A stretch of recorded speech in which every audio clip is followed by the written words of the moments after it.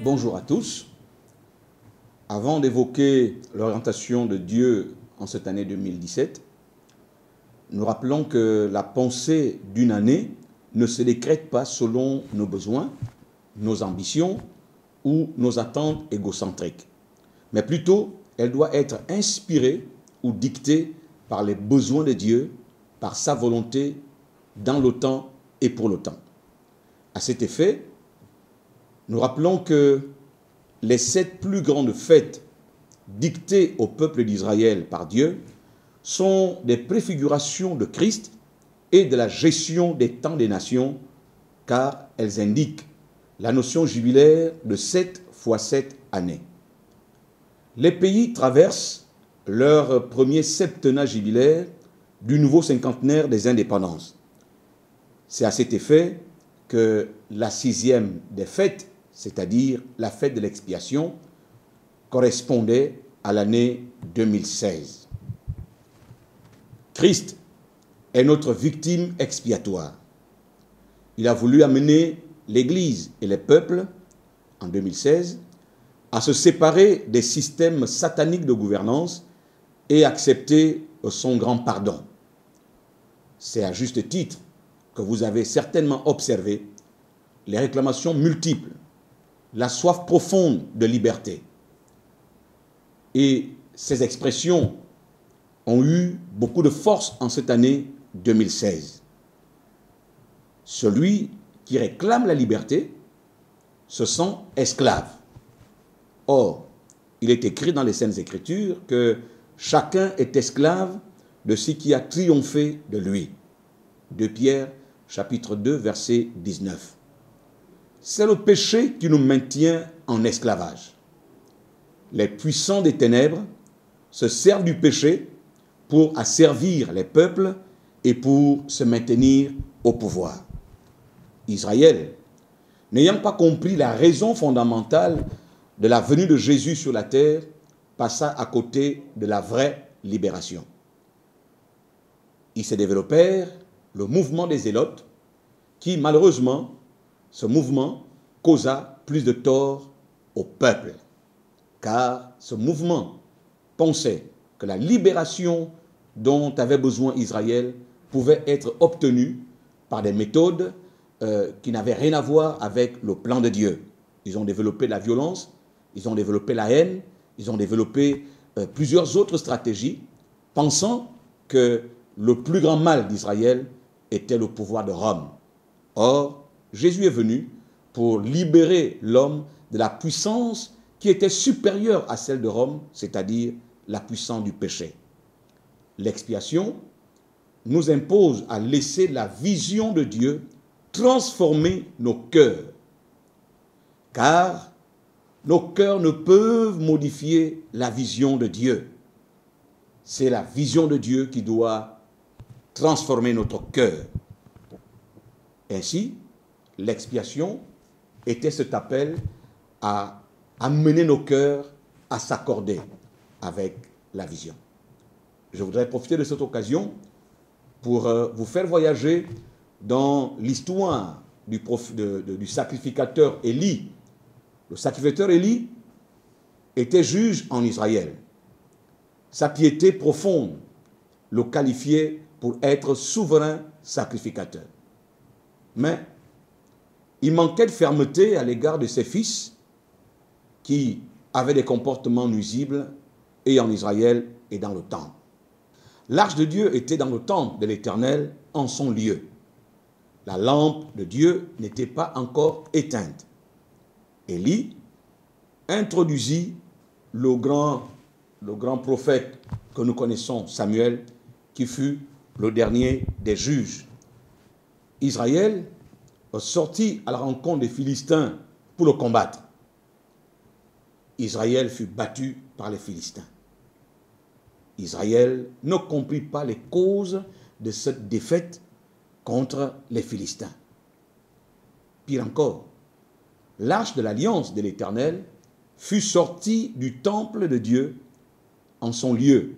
Israël la porta sur le champ de bataille, comme un talisman, comme un fétiche, en pensant que par la présence de l'arche, ils vont enfin obtenir la victoire et la liberté face au peuple des Philistins. La Bible nous dit que les Philistins eurent peur parce qu'ils crurent que Dieu était venu dans le temple, dans le camp.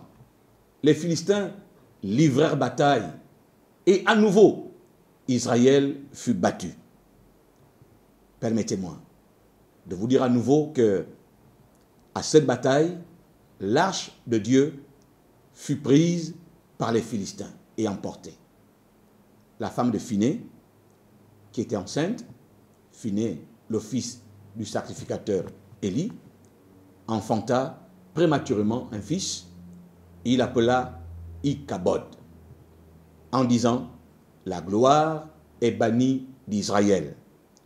La gloire de Dieu n'est plus en Israël parce que l'arche de Dieu a été prise par les Philistins. » Chers amis, cette histoire nous montre que le peuple d'Israël, en faisant sortir l'arche en son lieu, l'arche qui est le symbole de la présence de Dieu, et l'entraîner dans ses combats, sans faire un bilan intérieur de leur communion avec Dieu, de leur état de cœur vis-à-vis de Dieu, ils ont donc pris Dieu en otage et l'ont amené dans des combats qui étaient leurs combats à eux. Et la Bible nous dit que les Philistins firent connaître à Israël une grande défaite. L'arche de Dieu fut emportée et placée dans le temple de Dagon. Et la main de l'Éternel frappa Dagon, ce qui est bien, et mit la désolation au peuple de Dagon. Les Philistins dirent, les princes des Philistins comprirent qu'il était urgent de renvoyer l'arche du Dieu d'Israël, qu'elle retourne en son lieu. La Bible nous dit pendant plus de 20 ans, Israël est resté banni de la gloire de Dieu.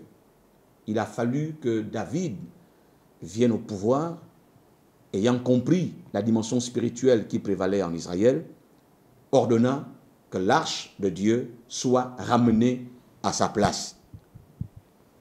Les sacrificateurs portèrent l'arche de l'alliance de l'Éternel et l'amena à sa place dans le sanctuaire de la maison de Dieu. Ce qui est extraordinaire, c'est que on nous dit dans la parole que après que l'on eut amené l'arche de l'Éternel en son lieu, Dieu donna du repos à Israël et il accorda la délivrance d'Israël et la victoire face à tous les ennemis qui les entouraient. Excellences, mesdames et messieurs, chers frères et sœurs en Christ, ce parcours est une histoire que nous pouvons transposer en notre temps et dans nos nations. En transposant ce parcours, Dieu nous interpelle. Et l'ordre que nous avons reçu de Dieu en cette année 2017, qui correspond dans les solennités de Dieu à la fête des tabernacles. Dieu exige que la gloire de l'Éternel revienne dans sa maison. Nous n'aurons pas de repos, nous n'aurons pas de délivrance, nous n'aurons pas de restauration. La puissance de Dieu ne nous accordera pas ce qui est prévu pour le temps actuel si sa gloire ne revient pas dans sa maison.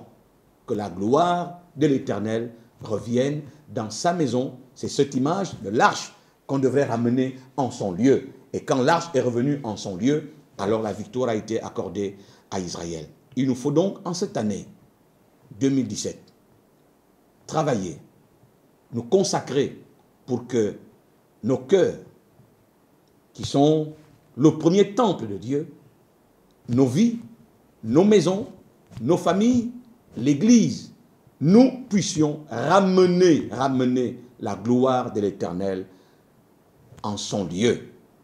Et ainsi, nous gagnerons beaucoup de batailles et boucler le premier septennat de notre entrée dans le nouveau cinquantenaire 2017, Dieu dressera une nouvelle tente, Dieu établira son règne et les nations sauront que c'est lui qui est Dieu, c'est lui qui sanctifie Israël.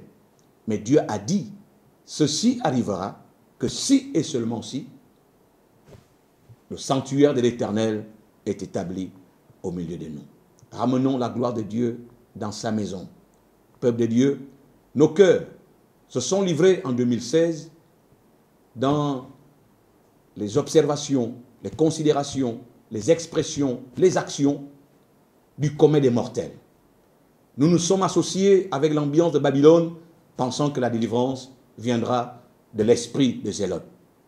Aujourd'hui, nous sommes conscients et témoins du contraire. Il faut obligatoirement que la gloire de l'Éternel revienne dans sa maison, que le peuple de Dieu retrouve cette essence qui fait de nous les mis à part, car effectivement, nous sommes un peuple de mis à part. Et de ce lieu, comme lorsque l'arche est rentrée dans la maison de Beth-Édom, la Bible dit que Dieu bénit la maison de Beth-Édom et toute sa famille. Et quand le roi a appris que la maison d'Édom a été bénie à cause de l'arche de Dieu, alors le roi David s'est levé avec tout Israël pour aller chercher l'arche et l'amener en son lieu. Comme pour dire que ce qui sortira de l'Église, le témoignage qui se manifestera au sein de l'Église, va créer un bouleversement dans les nations, un réveil dans notre pays et dans les nations, afin que cette délivrance, cette liberté qui doit s'imposer, parce que le sentiment n'est pas des hommes, le sentiment est de Dieu. C'est Dieu qui met en nous cette soif de vraie liberté. Mais ne nous trompons pas la cible, car la vraie cible de l'Église, c'est le péché.